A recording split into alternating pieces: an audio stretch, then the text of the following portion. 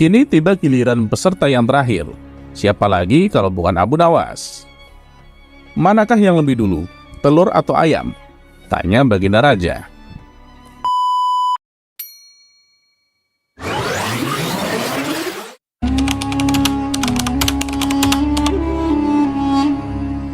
Kisah Abu Nawas kali ini adalah tentang sayembara raja untuk menjawab pertanyaan mengenai dahulu mana antara telur dan ayam. Berikut kisahnya. Karena melihat ayam betinanya yang bertelur, Baginda Raja tersenyum kegirangan. Baginda memanggil pengawal agar mengumumkan kepada rakyat bahwa kerajaan akan mengadakan sayembara untuk umum. Sayembara itu adalah berupa pertanyaan yang mudah, akan tetapi memerlukan jawaban yang tepat dan masuk akal. Barang siapa yang bisa menjawab pertanyaan itu, maka akan mendapat imbalan yang sangat menggiurkan, yaitu 1 pundi emas.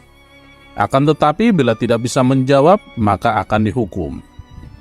Banyak rakyat yang ingin mengikuti sayembara itu, terutama orang-orang miskin.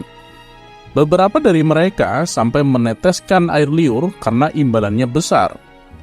Mengingat beratnya hukuman yang akan dijatuhkan, maka tidak mengherankan apabila pesertanya hanya 4 orang saja. Dan salah satunya tentu adalah Abu Nawas. Aturan main sayembara itu ada 2. Yang pertama, jawaban harus masuk akal.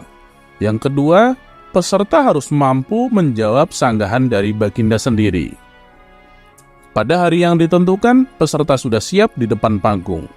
Baginda Raja duduk di atas panggung dan memanggil peserta pertama.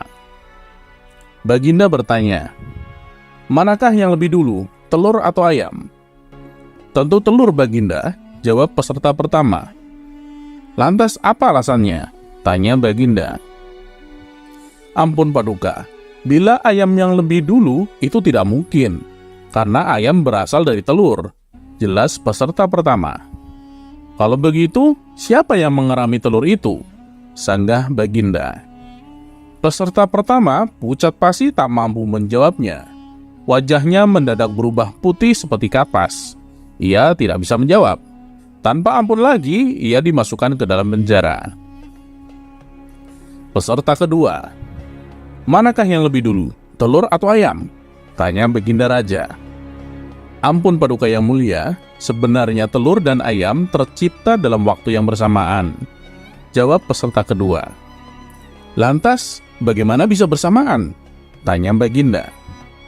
Bila ayam lebih dulu, itu tidak mungkin, karena ayam berasal dari telur. Bila telur lebih dulu, itu juga tidak mungkin, karena telur tidak bisa menetas tanpa dirami. Jelas peserta kedua. Bukankah ayam betina bisa bertelur tanpa ayam jantan? Sanggah Baginda memojokkan. Peserta kedua ini bingung menjawabnya dan akhirnya dijebloskan juga ke penjara. Peserta ketiga. Manakah yang lebih dulu, telur atau ayam? Tanya Baginda Raja.